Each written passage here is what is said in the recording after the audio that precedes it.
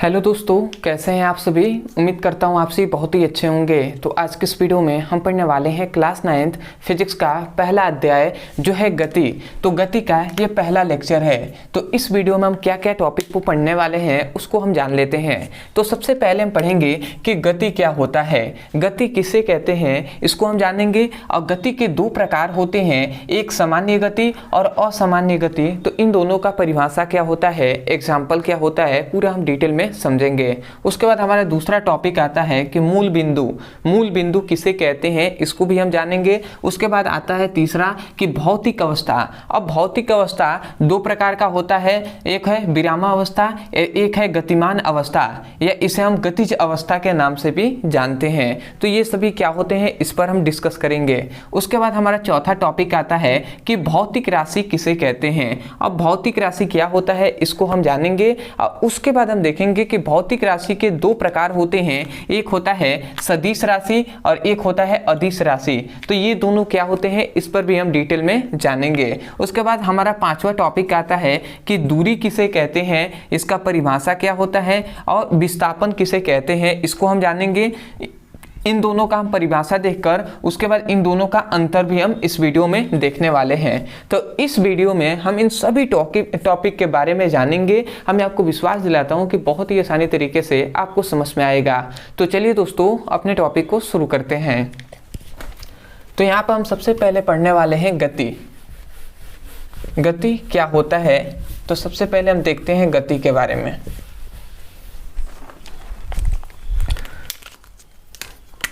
गति अर्थात मोशन।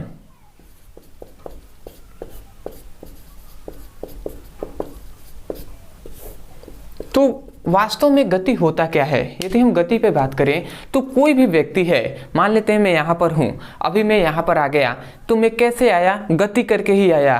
तो गति हम किसे कहेंगे, तो जब मैं यहाँ पर था तो समय कुछ अलग था, और जब मैं यहाँ पर आया तो समय कुछ अलग हो गया। इसका मतलब क्या हुआ कि मेरी स्थिति जब किसी वस्तु का, कोई भी वस्तु हो, मतलब मान लेते हैं यहाँ पे अगर मैं थोड़ा सा समझाऊं आपको फिगर से, तो कोई व्यक्ति, मान लेते हैं यहाँ पे मैं 3 ठो बना ले रहा हूँ, मान लेते हैं ये कोई व्यक्ति है ए, और ए यहाँ पर 10 बजे है, ठीक है।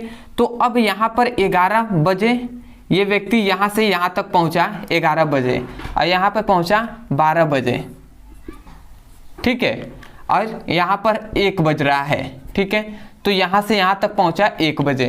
तो ये व्यक्ति अगर देखें तो व्यक्ति की ये पहले की स्थिति यहाँ पे थी, स्थिति, इसकी स्थिति यहाँ पर थी, और ये समय है, नीचे जो है वो समय है। तो हम देख रहे हैं कि जब व्यक्ति की स्थिति में परिवर्तन हो रहा है, यहाँ से यहाँ तक जा रहा है, तो इसकी समय में भी परिवर्तन हो रहा है।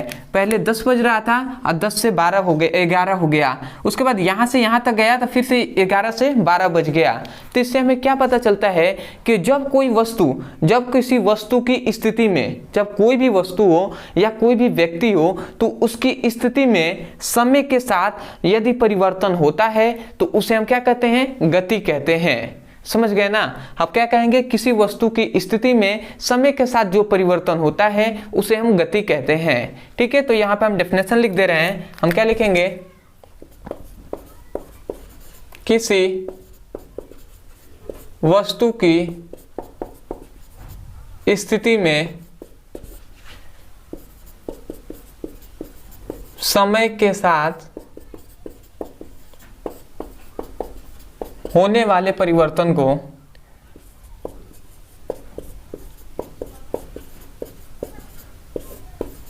क्या कहते हैं, गति कहते हैं। जैसे कि आप एग्जाम्पल में लिख सकते हैं कार की गति, एग्जाम्पल में आप लिख सकते हैं कार मतलब गाड़ी की गति, कार की गति, ठीक है। अदर आप बहुत सारे लिख सकते हैं कि व्यक्ति की गति, ठीक है।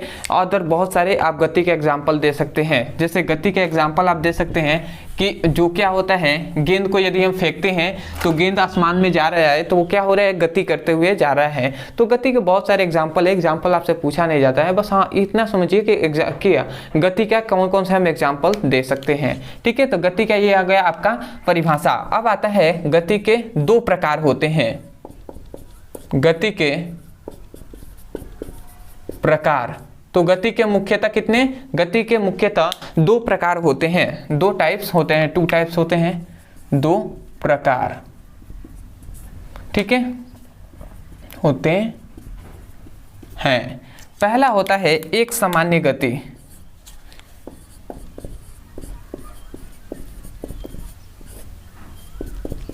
एक सामान्य गति। तो एक सामान्य गति किसे कहते हैं? तो याद रखेंगे, जब किसी वस्तु की स्थिति में समय के साथ, मतलब हम कह सकते हैं ये कोई थोड़ा सा, अगर हम पहले फिगर से ही समझ लेते हैं उसके बाद हम डेफिनेशन इसका करेंगे। तो ये मान लेते हैं कोई ये एक रास्ता है, अब इस रास्ते पर ये कोई ए व्यक्ति है, ये यहाँ पर है। अब यहाँ से यहाँ तक मान लेते हैं कि यहाँ से यहाँ तक जाने में इसको 15 मिनट लग रहे हैं। अब फिर से यहाँ तक इसको जाने में पुनः से कितने 15 मिनट लग रहे हैं। अब फिर से यहाँ तक जाने में कितना 15 मिनट लग रहे हैं। और ये दूरी है 10 मीटर की, 10 किलोमीटर की दूरी है।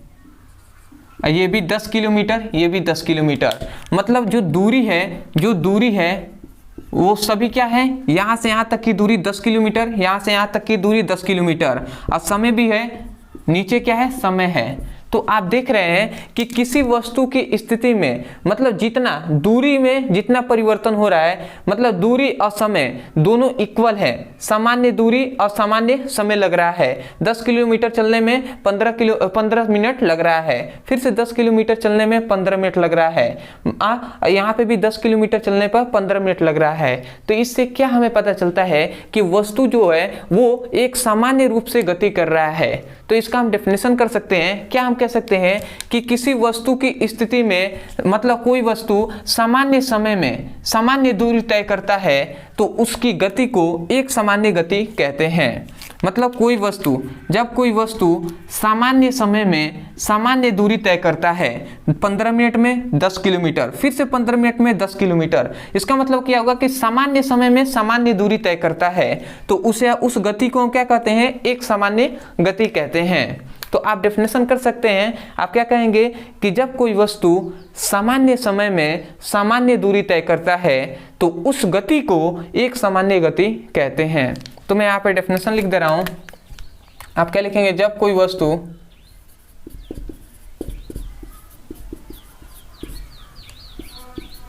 समान समय में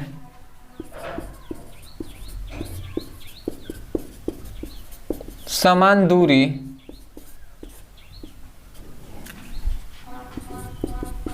तय करता है तो उस गति को एक सामान्य गति कहते हैं।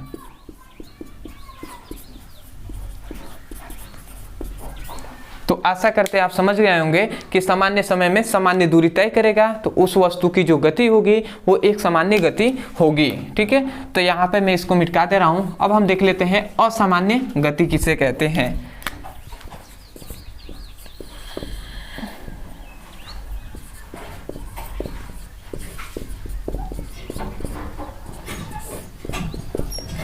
तो असामान्य गति का भी बहुत अच्छा एग्जाम्पल है।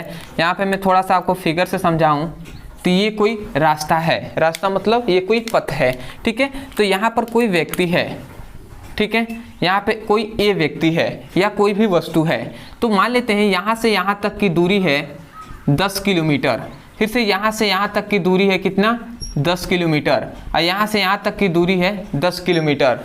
ठीक है, तो हम यहाँ पर याद रखेंगे, अब ये व्यक्ति या ये वस्तु, ये जो वस्तु है ये यहाँ से यहाँ तक जाना चाहता है, तो यहाँ से यहाँ तक जाने में कितना मिनट लगा, इसको 15 मिनट लगे।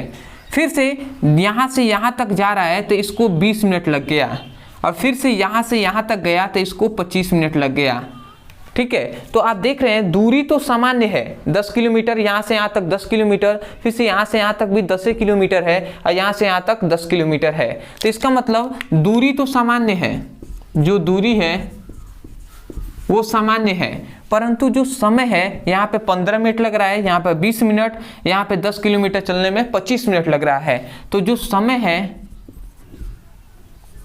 वो क्या है, असामान्य है।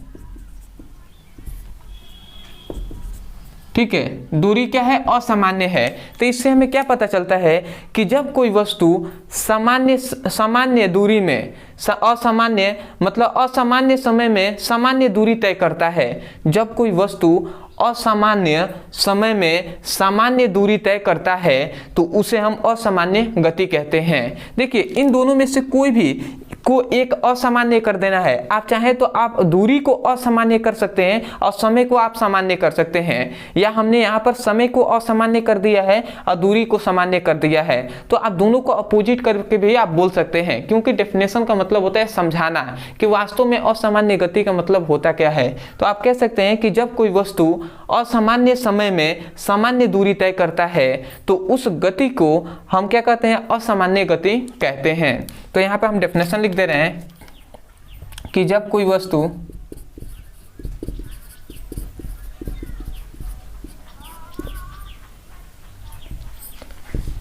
असामान्य समय में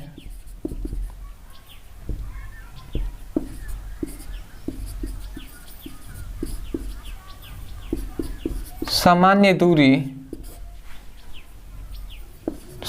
दूरी तय करता है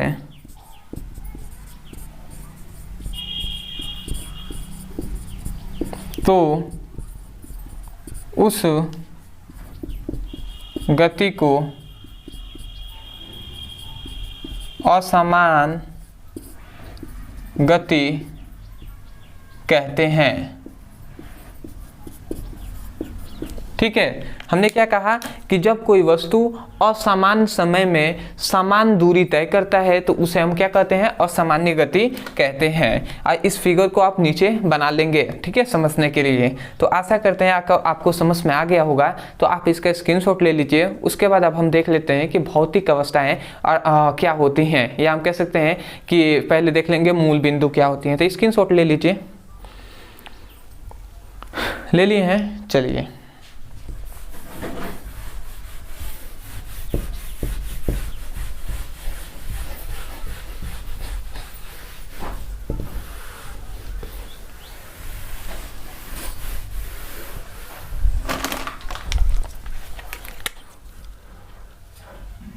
दूसरा हमारा टॉपिक हो जाएगा मूल बिंदु।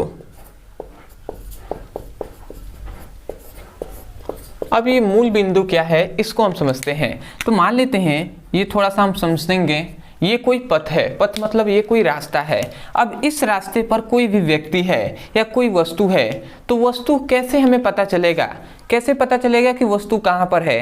तो वस्तु को दर्शाने के लिए एक हम बिंदु लेते हैं। एक हम कौन सा बिंदु लेते हैं, एक निर्देश बिंदु लेते हैं।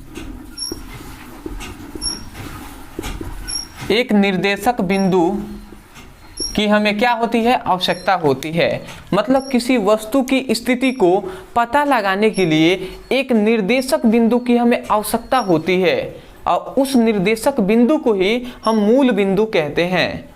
समझ में आ गया ना, कि कोई वस्तु कहाँ पर है उसकी पता लगाने के लिए हमें एक निर्देशक बिंदु की आवश्यकता होती है, जरूरत होती है। इसलिए उसे हम क्या कहते हैं, तो उस निर्देशक बिंदु को ही हम मूल बिंदु कहते हैं। तो आप कह सकते हैं इसका डेफिनेशन, मूल बिंदु का यदि डेफिनेशन आपसे पूछा जाता है तो आप कह सकते हैं कि किसी वस्तु की स्थिति को बताने के लिए हमें एक निर्देशक बिंदु की आवश्यकता होती है, जिसे हम मूल बिंदु कहते हैं। तो चलिए मैं डेफिनेशन आप लिख दे रहा हूं। आप क्या लिखेंगे, किसी वस्तु की स्थिति को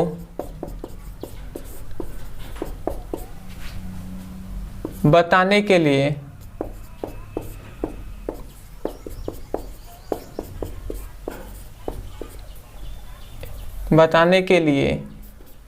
एक निर्देशक बिंदु की आवश्यकता होती है,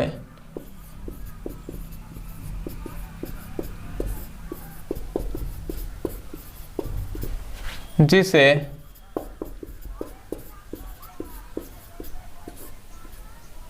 मूल बिंदु कहते हैं।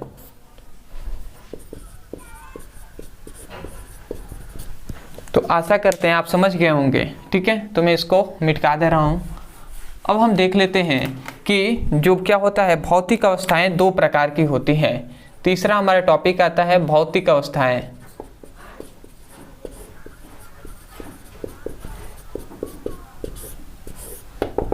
तो भौतिक अवस्थाएं कितने प्रकार की होती हैं? दो प्रकार की होती हैं। सबसे पहला आता है जो है विरामावस्था।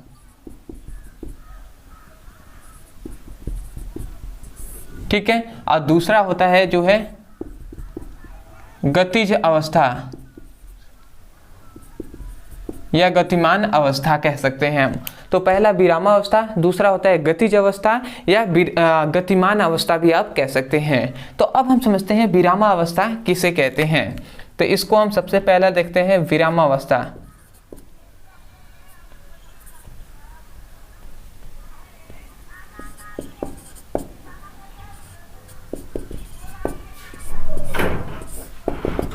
तो विरामावस्था क्या कहता है?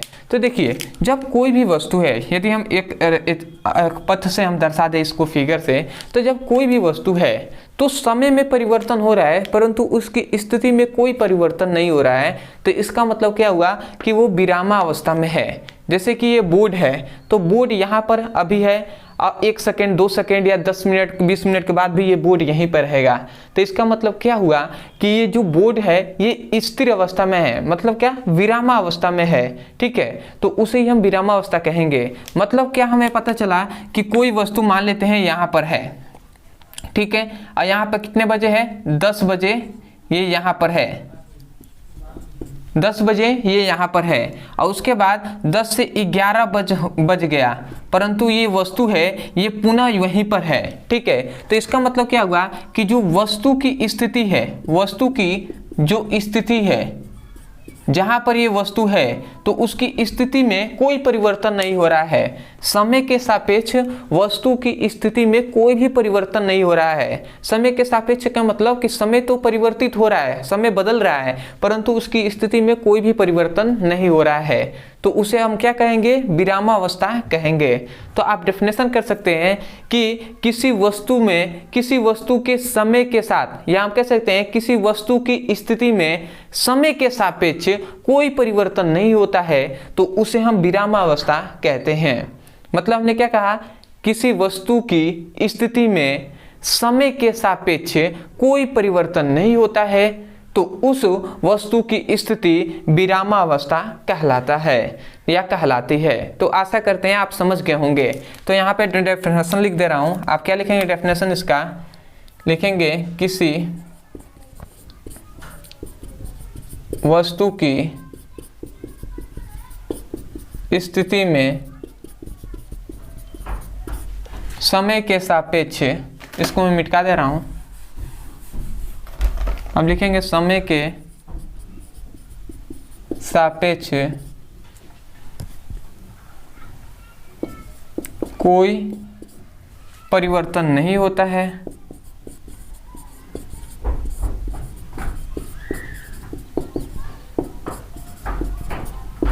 तो उस वस्तु की स्थिति क्या कहलाती है? विरामावस्था कहलाती है। ठीक है, तो आशा करते हैं आप समझ गए होंगे कि किसी वस्तु की स्थिति में समय के सापेक्ष कोई भी परिवर्तन नहीं होता है, तो उसे हम विरामावस्था कहते हैं, या आप कह सकते हैं कि उस वस्तु की स्थिति विरामावस्था कहलाती है, ऐसे भी आप कह सकते हैं। या यहाँ पर आप परिवर्तन नहीं होता है उसे विरामावस्था कहते हैं, ऐसे भी आप कह सकते हैं शॉर्ट में। ठीक है, दूसरा आता है, दूसरा है गतिज अवस्था,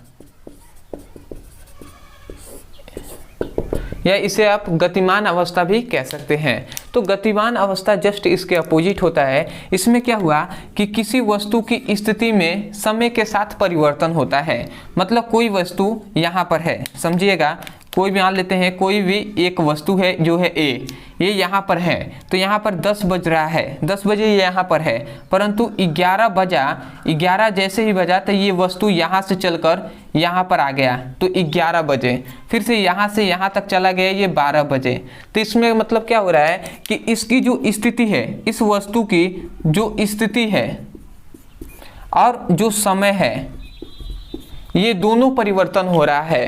क्या हो रहा है, स्थिति में वस्तु की जो स्थिति है उसमें भी परिवर्तन हो रहा है और जो समय है उसमें भी परिवर्तन हो रहा है। तो इसका हम डेफिनेशन कर सकते हैं कि किसी वस्तु की स्थिति में समय के सापेक्ष यदि परिवर्तन होता है तो उस वस्तु की स्थिति को हम गतिमान अवस्था कहते हैं, ठीक है, या उस वस्तु की अवस्था को गतिमान अवस्था कहते हैं। आप स्थिति के जगह पर आप अवस्था भी कह सकते हैं,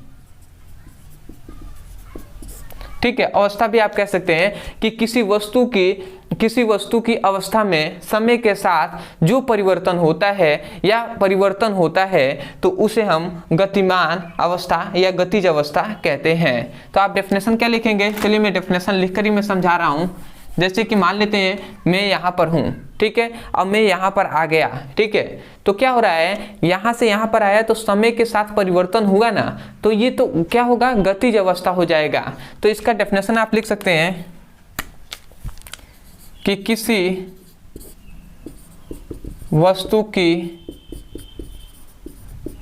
अवस्था में, अवस्था की जगह पर स्थिति भी लिख सकते हैं, किसी वस्तु की अवस्था में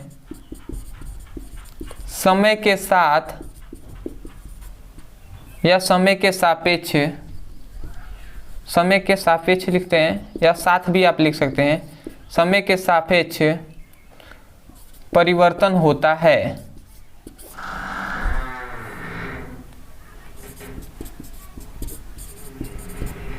तो उस अवस्था को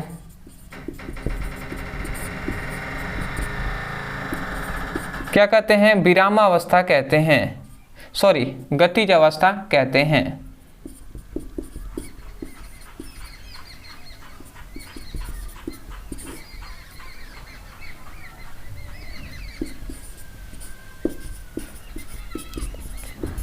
ठीक है, तो आप क्या कह सकते हैं, किसी वस्तु की स्थिति में, कोई भी वस्तु है, ठीक है,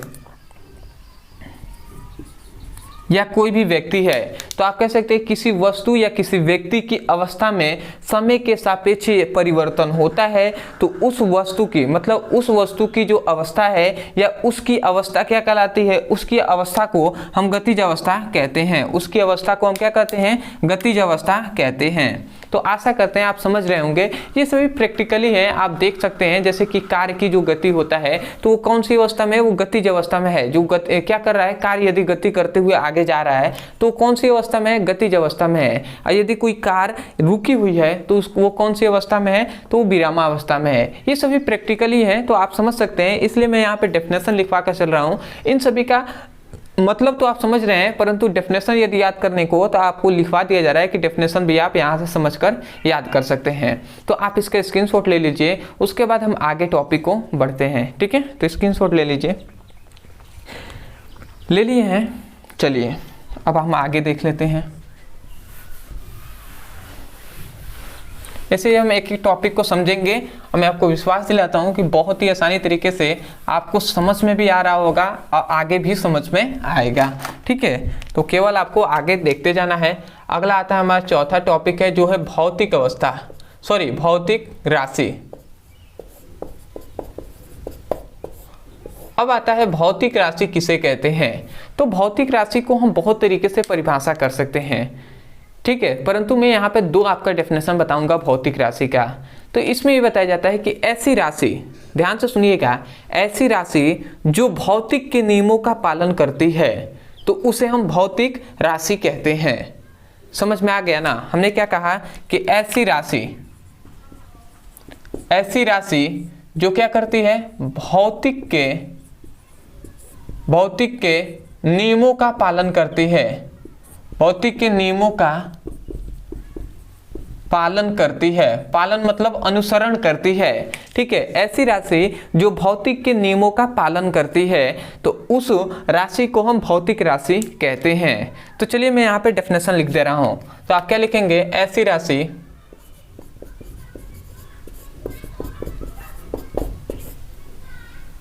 जो भौतिक के नियमों का पालन करती है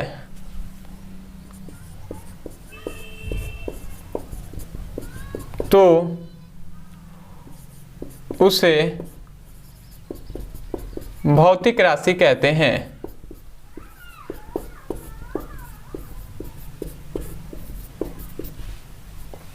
ठीक है, तो यहाँ पे हमने डेफिनेशन लिख दिया है कि ऐसी राशि जो भौतिक के नियमों का पालन करती है उसे हम भौतिक राशि कहते हैं। या हम दूसरा डेफिनेशन इसका एक तरीके से और भी कर सकते हैं कि ऐसी राशि जिसे मापा या तौला जा सके तो उसे हम भौतिक राशि कहते हैं। दोनों का मतलब एक ही है, परंतु जस्ट इज अपोजिट आपको ऐसे समझ में आएगा कि ये तो अलग डेफिनेशन हो गया, ये अलग, ठीक है। ऐसा कुछ नहीं है, ठीक है, दोनों का मतलब सेम टू सेम ही है, ठीक है। तो अथवा में आप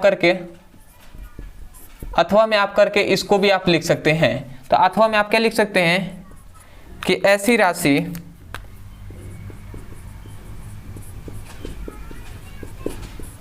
जो भौतिक के नियमों का पालन करती है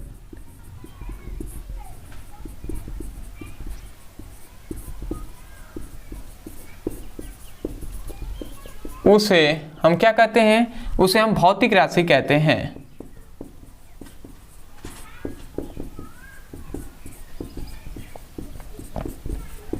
तो आशा करते हैं आप समझ गए होंगे कि जो भी भौतिक के मतलब ऐसी राशि, अरे सॉरी, सेम टू सेम ही हमने लिख दिया, ठीक है, सॉरी। चलिए इसको हमने क्या लिखना था, क्या हमने लिख दिया। अब क्या लिखेंगे, दूसरा परिभाषा नहीं लिख रहे हैं, तो हम क्या लिखेंगे, सॉरी, चलिए हम लिखते रहे हैं कि ऐसी राशि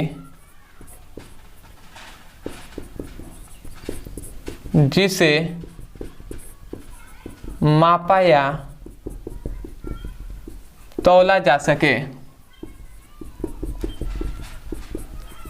उसे हम क्या कहते हैं, उसे हम भौतिक राशि कहते हैं, ठीक है। तो आप क्या लिखेंगे, ऐसी राशि जिसे हम क्या कर सकते हैं, जिसे हम मापा या तौला जा सके, जिसे हम माप सकते हैं, ठीक है, या तौल सकते हैं। जैसे दूध को यदि हम माप लेते हैं लीटर में, और तौलने का मतलब कि कोई भी चीज़ है उसको तौलते हैं, 2 kg है, 4 kg है, तो यही कहा जा रहा है कि ऐसी कोई भी राशि जिसे मापा जा सके या तौला जा सके तो वो सभी किसके अंतर्गत आएंगी, भौतिक राशियों के अंतर्गत आएंगी। तो आप ये भी डेफिनेशन लिख सकते हैं कि ऐसी राशि जिसे मापा या तौला जा सके उसे हम भौतिक राशि कहते हैं। तो आशा करते हैं आप समझ गए होंगे। अगला आता है, इसका यदि एग्जाम्पल आप लिखना चाहें तो आप लिख सकते हैं चाल, दूरी,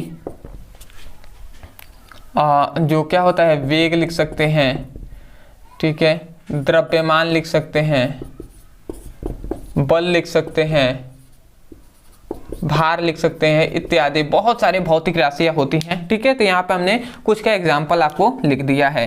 अब आता है कि याद रखेंगे भौतिक राशियों के 2 प्रकार होते हैं।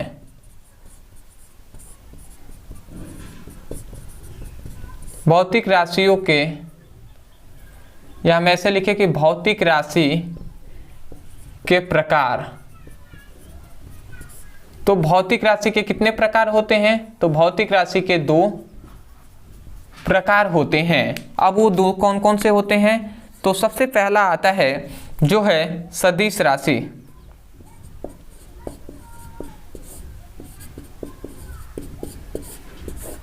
और दूसरा आपका होता है जो है अदिश राशि, ठीक है। तो अब आता है कि सदिश राशि किसे कहते हैं और दूसरा जो है अदिश राशि। तो ये अदिश राशि क्या होता है, इन दोनों पर भी हम डिस्कस कर लेते हैं। तो यदि हम सदिश राशि पे बात करें तो इसमें यह बताया जाता है कि ऐसी राशि जिसमें दिशा के साथ साथ परिमाण भी होता है उसे हम सदिश राशि कहते हैं। आप क्या कहेंगे, इसमें हमने क्या बताया कि इसमें क्या होता है, इसमें मतलब ऐसी राशि, अभी हम एग्जाम्पल से आपको समझाएंगे, पहले मैं डेफिनेशन लिख दे रहा हूं, आप लिखेंगे ऐसी राशि जिसमें दिशा के साथ साथ, या आप ऐसी राशि की जगह पर आप लिख सकते हैं ऐसी भौतिक राशि, और भी बेटर रहेगा। भौतिक राशि आप लिख लेंगे कि ऐसी भौतिक राशि। भौतिक राशि इसलिए लिखेंगे क्योंकि भौतिक राशि के तो ये दो प्रकार है ना, तो आप भौतिक राशि लिखिएगा ऐसी भौतिक राशि जिसमें दिशा के साथ साथ परिमाण भी होता है,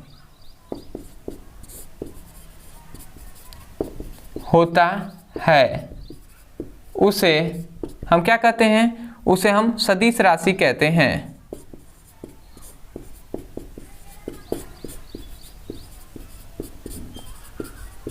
ठीक है, और इसमें मतलब हमने क्या बताया कि इसमें क्या होता है, इसमें सबसे पहली बात कि इसमें दिशा भी होगा, और दूसरा इसमें क्या होगा, परिमाण भी होगा। तो हमने यही कहा कि ऐसी भौतिक राशि जिसमें दिशा के साथ साथ क्या होता है, परिमाण भी होता है, उसे हम क्या कहते हैं, उसे हम सदिश राशि कहते हैं। ठीक है, तो इसका आपको याद रखना है। जैसे यदि हम इसके एग्जाम्पल पे बात करें तो इसका एग्जाम्पल आपका हो सकता है, मैं इस कलर से लिख दे रहा हूँ क्योंकि आपको थोड़ा सा कम समझ में आ सकता है। मैं यहाँ पे लिख दे रहा हूँ जो है वेग, विस्थापन, जो बल होता है, ये सभी किसके, ये सभी इसी के एग्जाम्पल है, किसके, सदिश राशियों के। ठीक है, तो आप इसको याद रखेंगे। अब आता है अदिश राशि, तो आप इसका डेफिनेशन याद रखेंगे ना कि ऐसी भौतिक राशि जिसमें दिशा के साथ साथ परिमाण भी होता है, तो उसे हम क्या कहते हैं, सदिश राशि कहते हैं। इसका एग्जाम्पल हो गया। इन सभी में क्या होता है, एक निश्चित दिशा भी होती है और इनमें परिमाण भी होता है। ठीक है, इसमें अदिश राशि का हम डेफिनेशन करेंगे कि इसमें क्या होता है, ऐसी राशि, ऐसी भौतिक राशि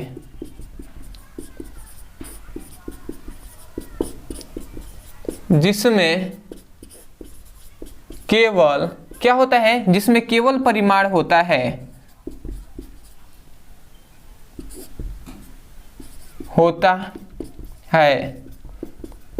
दिशा नहीं होती है, उसे हम क्या कहते हैं,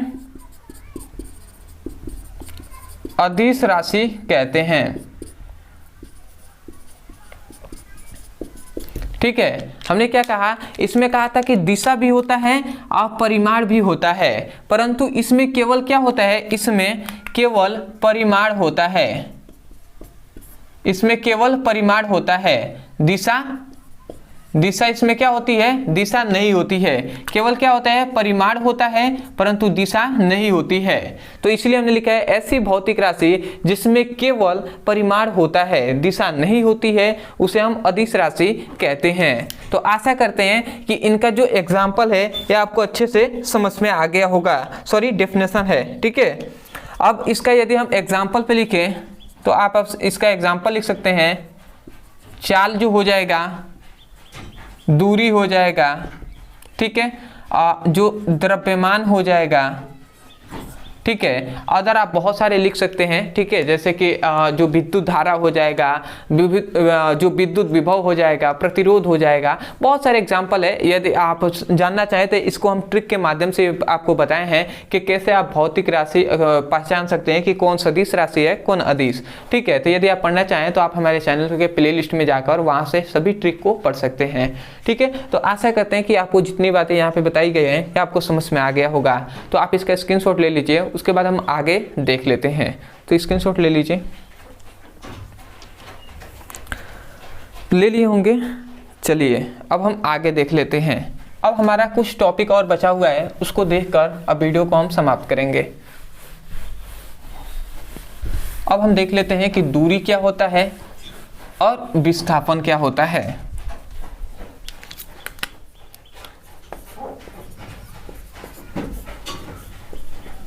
देखिए, दूरी किसे कहते हैं, तो यहाँ पे अगर मैं फिगर से आपको समझाऊं तो यहाँ पे बहुत ही फिगर से आपको और भी अच्छे से समझ में आएगा। ये आपका मान लेते हैं कि ये आपका घर है, ठीक है, और ये आपका मान लेते हैं कि ये आपका स्कूल है, ठीक है। इसको हमने स्कूल मान लिया है, इसको हमने घर मान लिया है, ठीक है। ये है स्कूल। तो यहाँ से यदि आपका रास्ता है तो आपका रास्ता स्कूल को जाने की रास्ता क्या है, इस प्रकार है, ठीक है। ये स्कूल जाने की रास्ता है, ठीक है। तो यहाँ पर रास्ते को हम पथ कह सकते हैं या आप रास्ता भी कह सकते हैं। तो यहाँ पे ये बताया जाता है कि कोई वस्तु मतलब मान लेते हैं कोई भी व्यक्ति यहाँ से कोई भी मान लेते हैं एक स्टूडेंट है और ये व्यक्ति यहाँ से चलना प्रारंभ किया। अब यहाँ से ये चलते चलते चलते चलते चलते चलते ऐसे चलते चलते यहाँ पर आ गया। कहाँ पर आ गया, यहाँ पर आ गया। कौन, ये वाला यहाँ पे चला आया। तो ये जितनी दूरी तय करेगा, मतलब दूरी को तो हम जानना चाहते हैं, तो ये जो पथ है तो पथ की जितनी लंबाई होगी, ये यहाँ से चलकर यहाँ तक गया है, ठीक है, मतलब इतने रास्ते को तय किया है। तो जितना रास्ते को जितने पथ को तय करेगा तो उस पथ की लंबाई जो होगी, उस पथ की उस रास्ते की जो लंबाई होगी वही क्या कहलाएगी, दूरी कहलाएगी। इसका मतलब क्या हुआ कि जो क्या होती है, जो दूरी होती है वो एक प्रकार की पथ की मतलब रास्ते की लंबाई ही होती है। तो इसका हम डेफिनेशन कर सकते हैं कि दो बिंदुओं की, यहां से ये दो बिंदु हम मान लेते हैं, एक है घर की और एक है स्कूल की। तो हम कह सकते हैं किसी वस्तु द्वारा दो बिंदुओं की बीच की न्यूनतम दो बिंदुओं के बीच की पथ की लंबाई को, मतलब हम कह सकते हैं कि किसी वस्तु द्वारा तय की गई दो बिंदुओं के बीच की कुल पथ की लंबाई को दूरी कहते हैं। मतलब कोई वस्तु है, ये रास्ता तय किया है, मतलब ये पथ की इतने दूरी तय किए गए मतलब चला है। तो हम यही कह रहे हैं कि किसी वस्तु द्वारा चली गई रास्ते की लंबाई को हम क्या कहते हैं, दूरी कहते हैं। तो यहाँ पे मैं डेफिनेशन लिख दे रहा हूं, आप लिखेंगे किसी वस्तु द्वारा चली गई, या आप तय गई आप लिख सकते हैं, चली गई रास्ते की चली गई पथ मतलब होता है रास्ता, चली गई पथ की लंबाई को क्या कहते हैं, दूरी कहते हैं। तो आशा करते हैं आप समझ गए होंगे कि किसी वस्तु द्वारा चली गई कुल पथ की लंबाई को क्या कहते हैं, दूरी कहते हैं। तो आशा करते हैं आप समझ गए होंगे। अब आता है कि विस्थापन किसे कहते हैं। तो विस्थापन, अगर आपने दूरी समझ लिया तो विस्थापन भी आप समझ सकते हैं। तो ये यहाँ से यहाँ तक आपने गए तो मान लेते हैं आपका 10 किलोमीटर की दूरी हो गया, 10 किलोमीटर, ठीक है। तो मतलब ये इस रास्ते से यदि आप जा रहे हैं तो 10 किलोमीटर लग रहा है, परंतु यहाँ पे कोई रास्ता तो नहीं है, परंतु इस प्रकार यदि आप जाते हैं, ठीक है, तो यदि इस प्रकार जाते हैं तो ये देखेंगे तो इस रास्ते से ये रास्ता कम दूरी पर होगा, तो ये कितना हो गया, 5 किलोमीटर ही होगा, ठीक है। तो हम इस रास्ते की लंबाई जितनी होगी, इस पथ की जो लंबाई होगी उसे हम विस्थापन कहेंगे। मतलब यहाँ पे तो कुल रास्ते की लंबाई यहाँ पे कहा गया है, किसी वस्तु द्वारा चली गई कुल पथ की लंबाई को, यहाँ पे आप कुल लिख सकते हैं, कुल पथ या कुल रास्ते की लंबाई को हम क्या कहते हैं, दूरी कहते हैं। परंतु विस्थापन पे यदि हम बात करें तो हम कह सकते हैं कि किसी वस्तु द्वारा चली गई न्यूनतम पथ की लंबाई को क्या कहते हैं,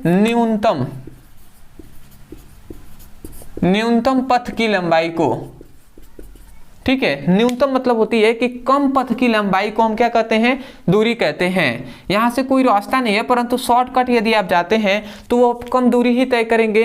तो वही कहा जा रहा है कि कम मतलब न्यूनतम पथ की लंबाई, न्यूनतम जो कम रास्ता है उसकी लंबाई को ही हम क्या कहेंगे, विस्थापन कहेंगे। तो आप डेफिनेशन लिख सकते हैं कि किसी वस्तु द्वारा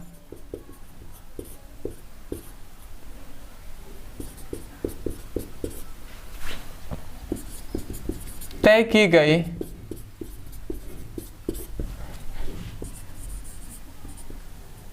न्यूनतम पथ की लंबाई को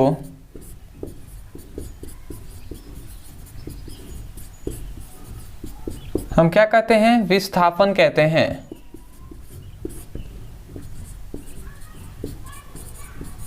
तो आशा करते हैं आप समझ गए होंगे कि किसी वस्तु द्वारा तय की गई न्यूनतम पथ की लंबाई को, यहाँ पे एक पॉइंट याद रखेंगे कि इसमें न्यूनतम पथ की लंबाई को विस्थापन कहते हैं और यहाँ पे कुल पथ की लंबाई को हम क्या कहते हैं? दूरी कहते हैं। तो आशा करते हैं आपको समझ में आ गया होगा। तो अब हम आगे आते हैं।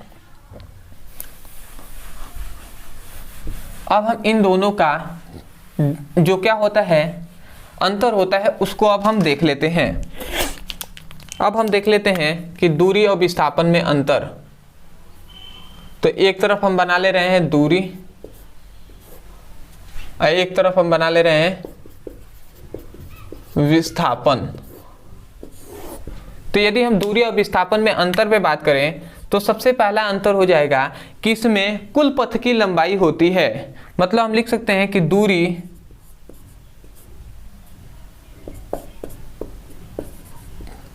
कुल पथ की लंबाई होती है और ये न्यूनतम पथ की लंबाई होती है। तो इसमें हम पहले लिख सकते हैं कि विस्थापन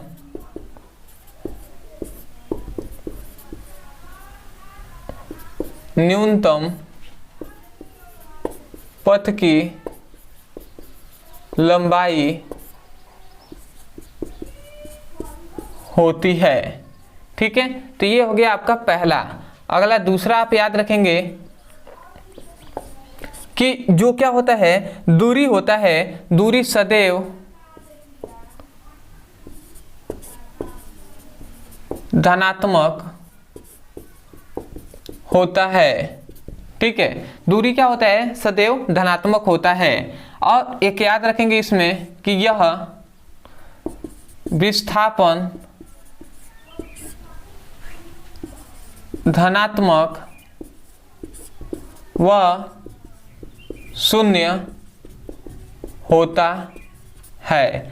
दूरी क्या होता है? सदैव धनात्मक होता है। अब विस्थापन जो होता है वो धनात्मक भी होता है और शून्य भी होता है। और इसको याद रखेंगे तीसरा कि जो दूरी होता है कभी शून्य नहीं हो सकता। दूरी कभी भी शून्य नहीं हो सकता।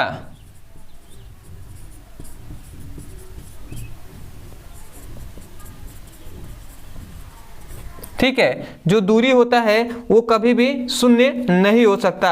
अब विस्थापन जो होता है वो शून्य हो सकता है। ठीक है, विस्थापन जो होता है वो शून्य हो सकता है। तो आप लिख सकते हैं विस्थापन शून्य हो सकता है। ठीक है, इसको आपको याद रखना है। चौथा पॉइंट एक और याद रखेंगे, ठीक है, जो कि इंपॉर्टेंट है कि जो दूरी होता है अदिश राशि होता है। और ये जो विस्थापन होता है ये सदिश राशि होता है।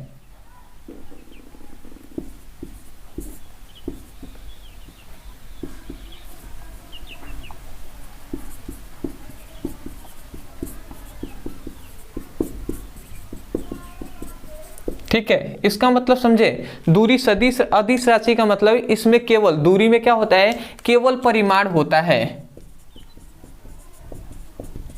ठीक है, और इसमें क्या होता है? इसमें दिशा भी होता है और इसके साथ साथ इसमें परिमाण भी होता है। ठीक है, इसलिए यहाँ पे कहा गया सदिश राशि। तो आशा करते हैं कि इन दोनों का जो अंतर है वो भी आपको समझ में आ गया होगा। इसमें कुछ भी समझने वाला नहीं है, आप इसको याद कर सकते हैं। तो आशा करते हैं कि आपको बहुत ही अच्छे से समझ में आ गया होगा।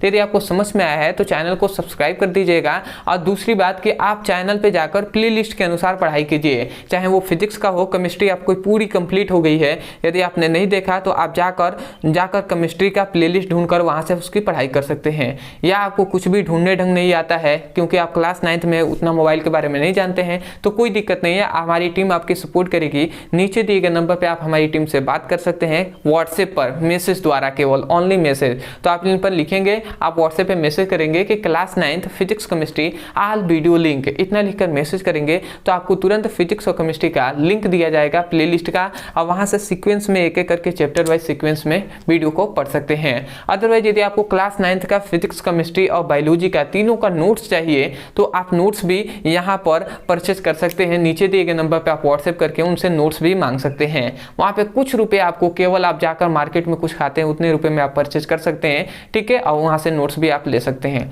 तो चलिए दोस्तों, आज के लिए इतना ही, मिलते हैं एक नए टॉपिक के साथ, तब तक के लिए धन्यवाद। जय हिंद, जय भारत।